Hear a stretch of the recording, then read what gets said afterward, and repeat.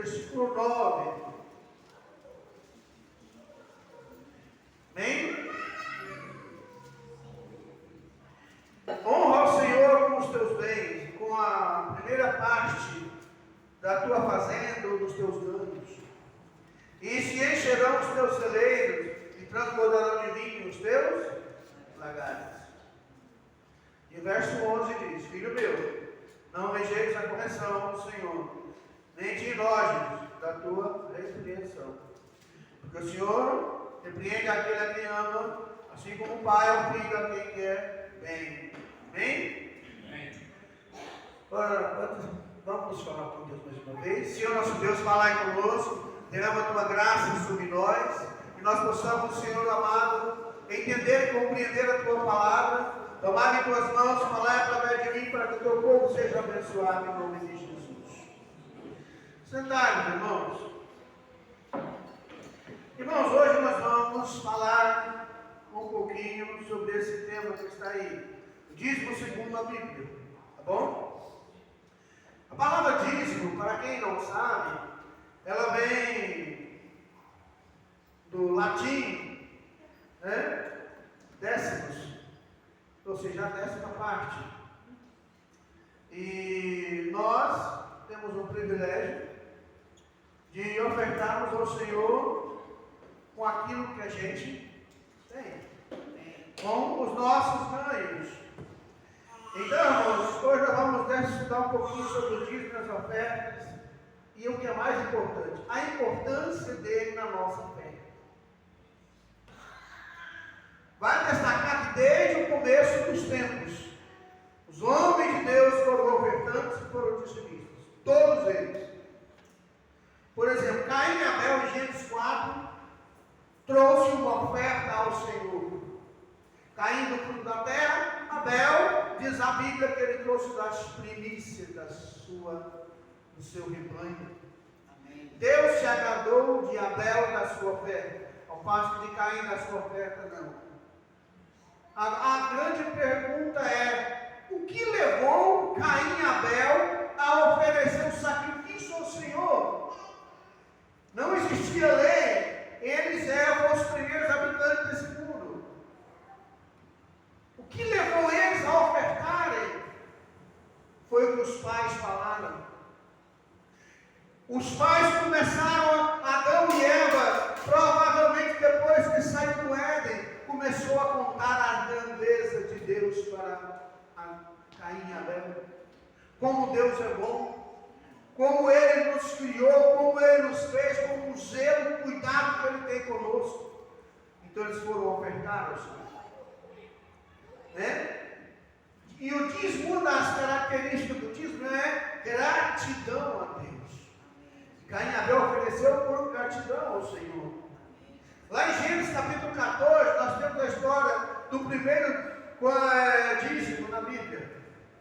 Lá a Bíblia diz que Abraão, ainda chamava Abraão, e antes de mudar o nome para Abraão, sua família, dos seus familiares foi tomado, Ló e sua família.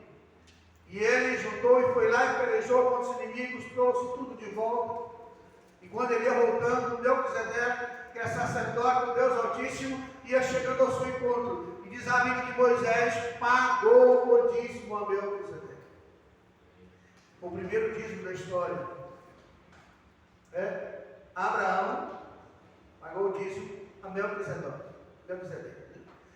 Foi o primeiro dízimo da história. Primeiro na Bíblia. E tem gente que fala: pastor, o negócio de dízimo é coisa da lei. Abraão não viveu na lei. Abraão é anterior à lei. Dízimo é de quem tem fé. Dízimo é coisa de gratidão. Né? O Novo Testamento, irmãos, os dízimos serviam para quê? Para manter a obra, para sustentar os apóstolos, evangelistas e obreiros, para abençoar aqueles que tinham necessidade. Então, o dízimo não era apenas só para manter a igreja, é para que ela fosse mantida, não apenas o pastor e o obreiro, mas todo um contexto. E a igreja tem que ter orgulho quando o pastor vive por conta da sua obra. Não é o meu caso, eu trabalho muito. pastor, você queria viver por conta da obra? Sim, gostaria muito. Mas para isso, nós temos que dar o nosso melhor. 1 Coríntios 9, 14, nós temos um mandamento que Paulo diz à igreja de Corinto. Assim ordenou também o Senhor aos que anunciam o Evangelho, que vivam do Evangelho. Você está pregando, está ministrando. Você precisa viver do Evangelho. Eu gosto da história de quando Elias chama Eliseu para ser seu sucessor. A primeira coisa que Eliseu faz, quando Elias joga a capa sobre ele fala assim: entendeste o que eu te fiz? Ele fala assim: ó, espera só um pouquinho, Elias. E Elias deve ter ficado olhando ali, maravilhado. Ele vai lá, pega os bois que estavam lavrando a terra, pega o arado, pega a grelha toda, pega toda a parafernália que usava para arar a terra, queima, corta tudo, faz uma grande fogueira e faz um churrasco para todo mundo. A partir de hoje, não vou arar a terra mais. A partir de hoje, eu vou arar corações e vidas. A partir de hoje, eu vou ministrar a palavra do Senhor. Eu vou ser um profeta do Senhor. Eu vou viver do meu ministério. Aleluia. Mas como isso é possível se a igreja não manter? Jesus tinha algumas mulheres bem-sucedidas e muitas pessoas que a Bíblia não cita o nome, que estão ali, que mantinham a obra. Né? E o dízimo é um compromisso espiritual que a gente tem. Além do aspecto financeiro, o dízimo é considerado um ato de fé. Porque só dizimista quem tem fé. Ah, pastor, não devolva o dízimo. Provavelmente você não tem fé que Deus está te abençoando. É uma gratidão. Quem reconhece a grandeza e a bondade de Deus. Amém. Em Israel, nós sabemos, lá em Números está escrito, em Levítico também, Número 18 está escrito, que o dízimo ele era único e exclusivamente para manter os levitas, a tribo de Levi que não tinha herança em Israel. E o ponto de partida para a gente entender sobre dízimo e oferta está em 1 Coríntios 6, 19 e 20. Mas se você vai ler, fala, isso aqui não tem nada a ver com dízimo e oferta. Mas você vai entender uma coisa: que nós não somos donos nem de nós mesmos. 1 Coríntios 6, 19. Não sabeis que o vosso corpo é templo do Espírito Santo, que habita em vós, proveniente de Deus, e que não sois de vós mesmos? Porque fosse comprado por bom preço. Glorificai, pois, a Deus no vosso corpo e no vosso espírito, os quais pertencem a Deus. Segura esse texto aqui. Aleluia. Olha só, irmãos. Eu quero te falar uma coisa. O ponto de partida para a gente entender sobre o dízimo e a oferta é que tudo pertence a Deus. Tudo pertence ao Senhor. Aleluia. Você vai bom demais, que coisa boa. Saboreia cada momento, Senhor amado, e passa rápido. Então, irmãos, nós não somos donos nem de nós mesmos. A vida do Derson dá para o trabalho, agora não está quietinho, né? Porque está crescendo. Meu Deus, vai entendendo, vai compreendendo. Graças a Deus. Então, irmãos, olha só o que esse texto diz. Eu estava antes de começar o culto meditando sobre esse texto. Eu quero abrir um parênteses aqui para falar de outro tema sem ser sobre dízimo e oferta. Com esse texto aqui: fosse comprado por bom preço, agora pois glorificar a Deus no vosso corpo. O seu corpo é templo do Espírito Santo. Você, moça, o seu corpo, ninguém pode ver ele. Somente a sua mãe, nem seu pai. Cadê as mães aí? Levanta a mão, as mães. É ou não é? Amém. Se a Lívia precisar de alguma coisa, vai chamar quem? O Derson ou a senhora? Senhora? É ou não é? Pai, pode, de vez em quando a criança pode. Chegou numa certa idade, meu Derson, a gente deixa com a mãe, não é? precisou, vai lá. Por quê? Para que ela aprenda que o pai e a mãe, que a mãe é responsável. Então, o seu corpo é templo do Espírito Santo. Você não tem que andar com a bunda de fora. Você não tem que andar com as pernas de fora. Você não tem que andar com aquela calça justa que dá para ver até as pregas, que dá para ver até as estrias.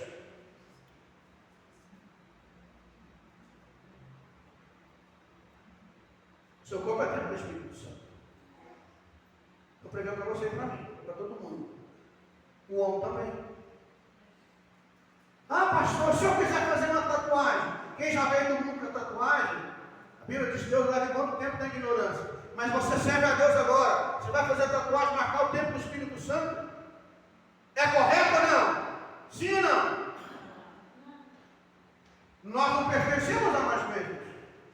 Sabia que para você, se eu fosse fazer uma ação, eu fosse do mundo. Se eu fosse do mundo, por graças a Deus eu não sou. E eu fosse fazer coisa que eu não quero. Eu não poderia fazer o que eu quero. Eu teria que perguntar à minha esposa. Porque, segundo a Bíblia, o seu corpo é propriedade da sua esposa. 1 Coríntios capítulo 7. A mulher não tem domínio sobre o seu próprio corpo sem o marido. O marido não tem domínio sobre o seu próprio corpo sem a esposa. Tá? Então, falar de princípio bíblico. O seu corpo é templo do Espírito Santo. Você não pertence a você mesmo. Aí eu posso usar o que eu quiser. Joias, parafernália, muitas coisas, irmãos. Olha, não vamos deixar para outro dia. Mas você tem que se questionar. O seu corpo é templo do Espírito Santo. Glória a Deus. E quando você se casou, o pastor João explicou aqui bem claro. Não falou sobre esse assunto. Mas o homem tem o direito de ver a sua esposa a hora que ele quiser, desde que seja dentro de 4 paredes. Eu não tenho? Tem. É Bíblia? Está em 1 Coríntios capítulo 7. Eu não é? Nenhum amém?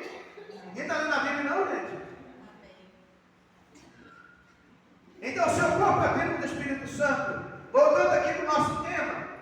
Olha só, preste bem atenção. Se você não é dono de você mesmo, se você não é dono de você mesmo, isso significa que a gente não entende. Quando eu aceitei Jesus como meu Senhor e Salvador, olha só, eu não entendi a magnitude dessa afirmação, por assim dizer. Eu não entendi a dimensão dessa afirmação. Jesus agora é meu Senhor. E eu vi o pastor Marcos Feliciano, se não me engano, pregando assim: olha, você quer que Jesus seja o seu Salvador, mas você não quer que ele seja o seu Senhor. Sabe por quê? Olha o que significa a palavra Senhor. Vamos aqui no dicionário. O significado da palavra Senhor: proprietário, dono absoluto, possuidor de algum estado, território ou objeto.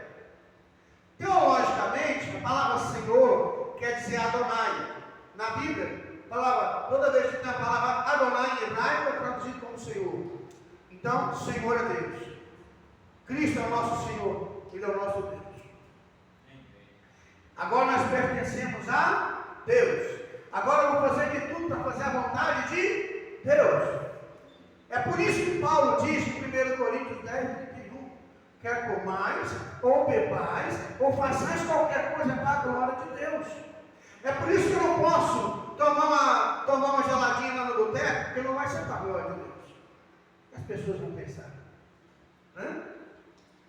É por isso que na hora de tirar foto com a família, tem gente da nossa família que não serve a Deus, não tem? Também na sua não tem, na minha tem um monte. Tem um monte até de cristãos, entre aspas, porque é chegadinho, não gostar uma.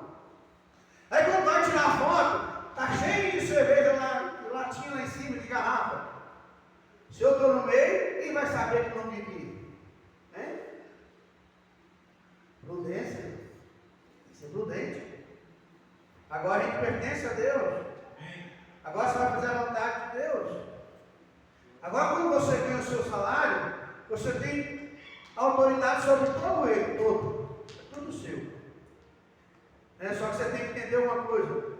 Segundo a Bíblia, tudo pertence a Deus. Você já leu o Salmo 24, versículo 1? Coloquei aí, Salmo 24, verso 1. Eu nem tinha colocado aqui. Salmo 24, verso 1. Do Senhor é a terra e a sua plenitude, o mundo e aqueles que vivem a vida. Tudo que você tem pertence a Deus. Então o que a gente é? Segundo a Bíblia, eu sou mordomo. Eu estou administrando aquilo que Deus me deu. Porque Ele me deu sabedoria, um determinado limite. Para uns Ele dá mais. Pastor, por que tem gente que ganha mais dinheiro que o outro? Porque ele recebeu mais oportunidade, tem mais talento, ele foi crescer num ambiente melhor. Uns estudou mais, outros menos. Tem uma série de fatores. E tem uns que já nasceu com o que Deus deu uma inteligência maior para ele. É ou não é? Quando Salomão subiu no trono, as pessoas do mundo todo vinham para ver a sua sabedoria. Deus deu a ele sabedoria. Deus dá sabedoria para muita gente. Então você é mordomo. E a mordomia envolve administrar bem os bens que pertencem a Deus. Né? Envolve cuidar bem. O que é mordomo? É o que José fazia na casa de Potifar. Ele administrava seus bens. E ele administrou tão bem que Potifar se enriqueceu.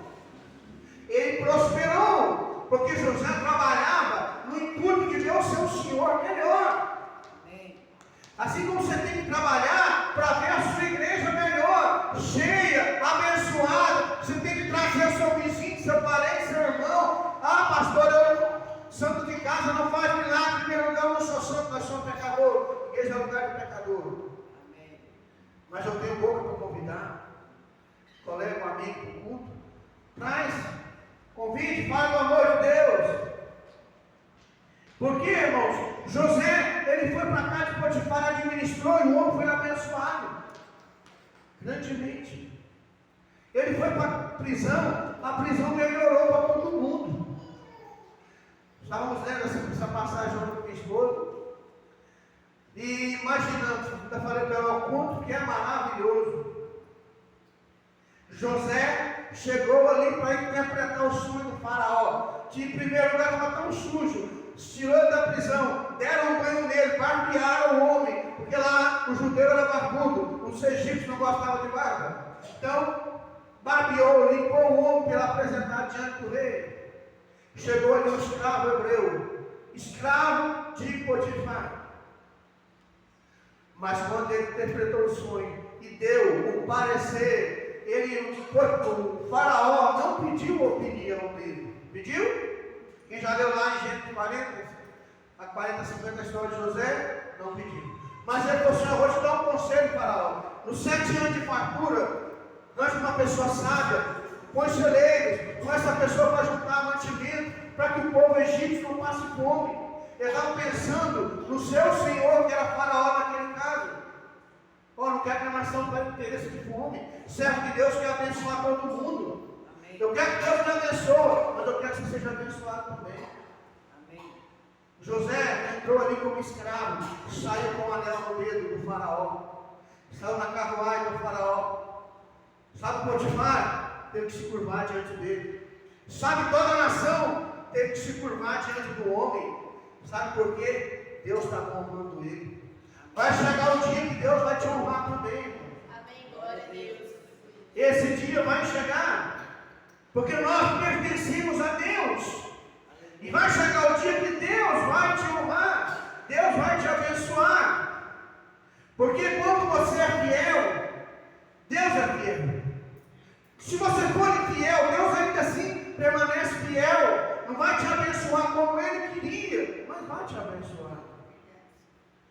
Já viu que tem gente que trabalha, nunca chega, nunca vai, está faltando alguma coisa? Eu preciso saber que tudo pertence a Deus. Os dízimos e as ofertas tem uma coisa maravilhosa também. Ela tira o egoísmo nosso. Porque é difícil você tirar, você repartir, e nos ajuda a colocar a nossa confiança não no dinheiro, mas em Deus. Lembra lá na história da mulher que deu 2 moedas? A viúva. Um dia Jesus ficou ali próximo ao gasofilácio, que era bem ao contrário, isso aqui era um negócio bem grande, tipo um vaso grande, e as pessoas, cada um ia lá, depositava dinheiro, oferta, vaso de ouro, de prata. E uma viúva chegou ali, provavelmente caçou, pegou 2 moedas e jogou ali no gasofilácio.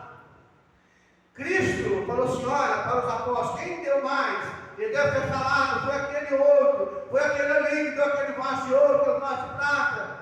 Cristo falou assim: essa viúva deu tudo que ela tinha. Porque os outros deu o que estava sobrando. Porque quando eu trago uma oferta para o altar, Deus não vai olhar o que eu ponho, Ele olha o que fica.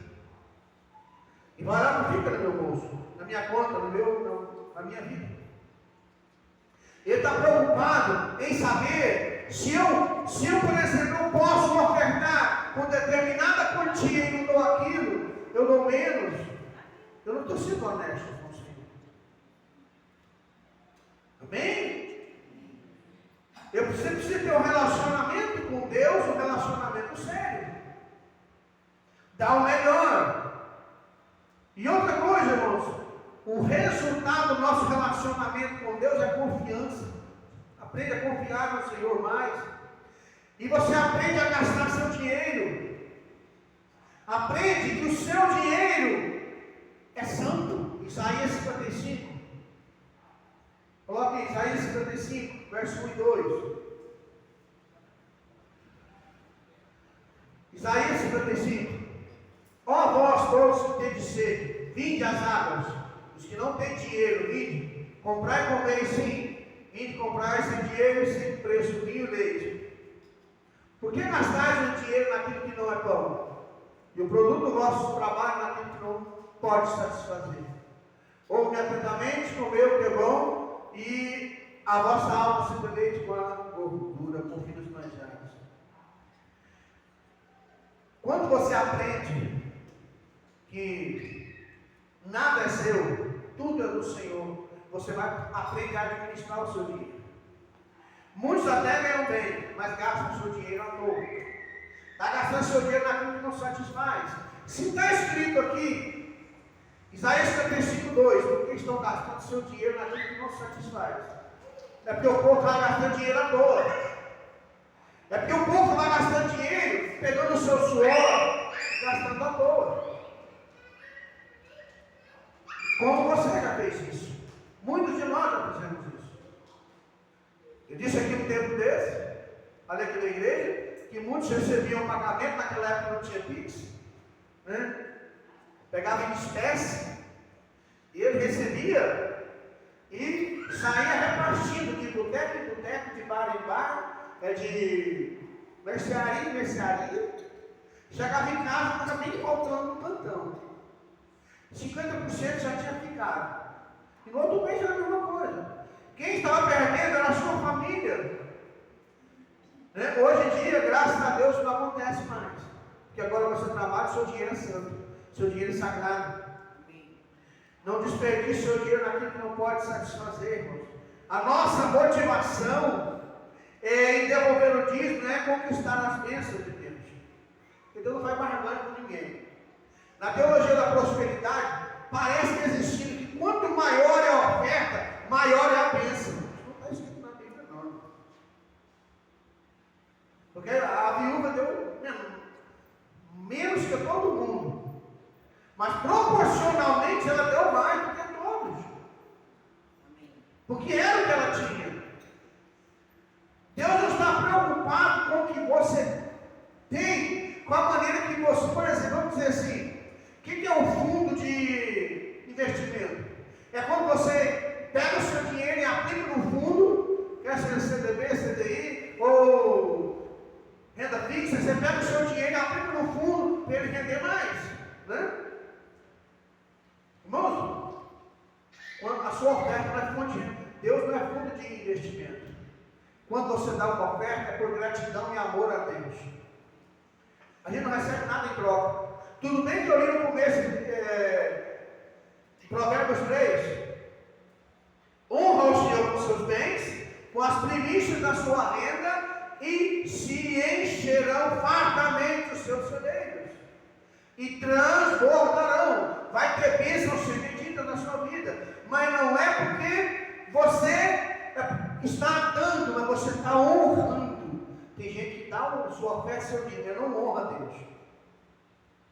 Honrar é dar o seu melhor e ser grato ao Senhor. O Senhor está preocupado com a sua quantidade, está preocupado em você dar o seu melhor. Ser fiel ao Senhor de acordo com as suas posses. Amém? Eu nem li aqui Malaquias 3. Estou te falando para você que nós, enquanto filhos e filhas de Deus, a igreja do Senhor é mantida de alguma forma. De que você passar na porta de uma igreja grande, de uma igreja bonita, ornamentada, pode ter certeza que tem alguém que está financiando. E geralmente é cada membro daquela igreja. É trabalho. Lá em Brasília, tivemos muito trabalho e sacrifício. O pastor Damar Nascimento fazia um trabalho toda semana, todo sábado ali naquele lugar, todo sábado era trabalho, mais trabalho. Não terminou ainda, mas vai chegar lá. Sabe por quê? Alguém está financiando com o seu trabalho, com o seu sacrifício. Amém. Nós, irmãos, seremos sempre mordomos. Deus vai ser sempre o Senhor. Amém. Você já leu o Salmo 50? Se eu tivesse fome, eu não te pediria. Porque o boi do campo é meu, a erva do campo é minha, tudo é meu. Lê o Salmo 50, verso 1 até o 10 para você ver. Tudo pertence ao Senhor. Então eu preciso entender que eu sou mordomo. Eu preciso ser grato naquilo que eu tenho. Só vai ser difícil ofertando pessoas que amam a Deus, são gratas ao Senhor. Pessoas que ficam fazendo conta. Né? Lembra daquela historinha que eu já contei aqui? Rapaz, chegou o pastor, eu estou desempregado, quero ser o pior. Vamos fazer uma oração, me abençoe para poder abrir um trabalho. E se eu começar a trabalhar, eu quero ser dizimista, ofertando, quero ajudar a obra. O pastor foi tudo, então tá bom, vamos orar que eu já abro a porta para vocês. Oraram. Poucos dias depois ele entrou numa empresa. Entrou ganhando mixaria. Suponhamos hoje, R$100, dava R$10 de dízimo por mês. Daí 2, 3 anos, aquele homem estava bem alto na empresa, trabalhou, se dedicou. E ele mesmo vai dar R$10 de dízimo por mês, eu já não ganhava 100. Ele estava ganhando 20 ou 30 mil. E o dízimo dele era 2, 3 mil por mês. Deus chamou o pastor na casa dele e disse: ó, para a feira chamou. Nem lá foi. Ó, pastor, tal, sabe o que é? Quando eu orei, o pastor, mas peraí, parece que você está achando que está ganhando muito. Beleza. Vamos ajoelhar e orar aqui agora, para você voltar a ganhar o que você estava ganhando no começo, no primeiro mês. Você está achando que está devolvendo muito para o Senhor, porque você subiu de posição? Vamos ajoelhar e orar? Opa, não, pastor, calma. Vou até dar uma oferta especial. A pessoa não quer voltar a ganhar o salário mínimo, não quer voltar a ganhar pouco. Não faça mais ganhar com Deus, não. Seja grato por aquilo que Deus está te dando. Seja grato pela sua salvação, porque Ele foi de graça, mas Jesus deu a vida por você. Ele está pedindo a vida para você abençoar a sua igreja, para que nós possamos fazer mais e mais, possamos crescer, ofertar, possamos ver nessa cidade mais e mais pontos de pregação. Mas para isso você precisa dar o seu melhor. Amém. Irmãos, um grupo de estudantes tinha que fazer uma lista das 7 maravilhas do mundo. Tem lá, se você clicar no Google lá, vai sair com as 7 maravilhas do mundo. Mas o professor queria que cada um fizesse na sua mente, fizesse uma lista. Aí eles juntaram no final, e a que fosse mais votada dentro daquela sala ia sair as 7 maravilhas do mundo. Depois de alguma discordância, foi feita uma lista com as mais votadas. Primeiro, as pirâmides do Egito, o Taj Mahal, o Grand Canyon, o Canal do Panamá, o Empire State, a Basílica de São Pedro, das Muralhas da China, né? Quando os votos eram contados, a professora notou que uma aluna lá no final da sala não tinha entregue o seu papel ainda. E ela estava meio em dúvida. E a professora falou assim: olha, você está em dúvida? É um pouco, professor, está difícil. Eu não consegui, porque são muitas as maravilhas. Mas leia a sua que você escreveu aí. Ela começou: não, quero que você leia em voz alta. E ela leu, ficou meio tímida, né? Mas no fim ela leu. Para mim, as 7 maravilhas do mundo são ver, ouvir, tocar, saborear, sentir, rir e amar. Quem pode fazer isso aqui? Levanta a mão. Tem gente que não pode, misericórdia, você não está doente, não.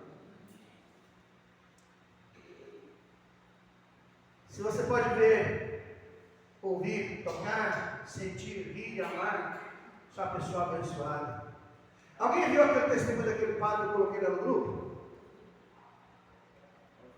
Forte, né?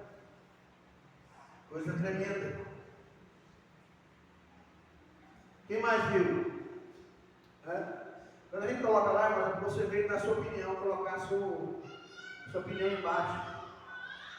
E a gente acha que a vida da gente é ruim. O padre lá estava pregando, o pulmão dele pegou na mão.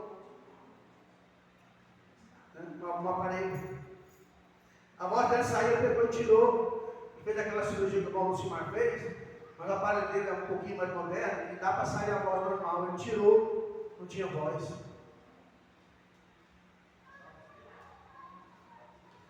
E a gente reclama. Mas se você pode ouvir, tocar, sentir, falar, sorrir, como eu falei na semana passada, como o Thiago fala numa das suas melodias, assim, olha, no final da música, faz a administração, se tem sangue correndo nas veias, tem esperança. Tem sangue correndo nas veias, não tem esperança.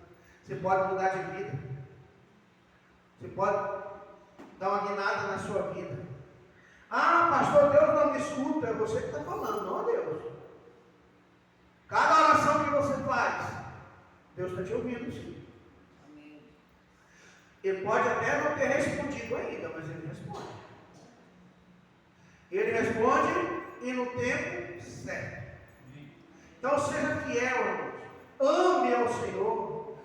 Demonstre amor a Deus, demonstre amor à sua família. Porque quando você busca uma profissão melhor, um trabalho melhor, a primeira coisa é para você prosperar e ter uma família melhor.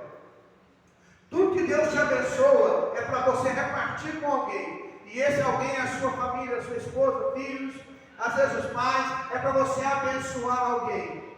E quando você devolve o seu dízimo, a sua fé, você está abençoando a igreja. E dizer: Senhor, eu sou grato que o Senhor me deu saúde para trabalhar. Eu sou grato que o Senhor tem me abençoado. Mas, pastor, eu não concordo com nada disso. Então, tudo bem, fica com o seu dinheiro, faça bom proveito dele. Faça bom proveito. A igreja precisa de pessoas que tenham amor a Deus. Se você, pastor, eu não concordo, não tem importância. Fica tranquilo, Deus vai levantar outros para suprir a necessidade da igreja. Vamos ficar em pé.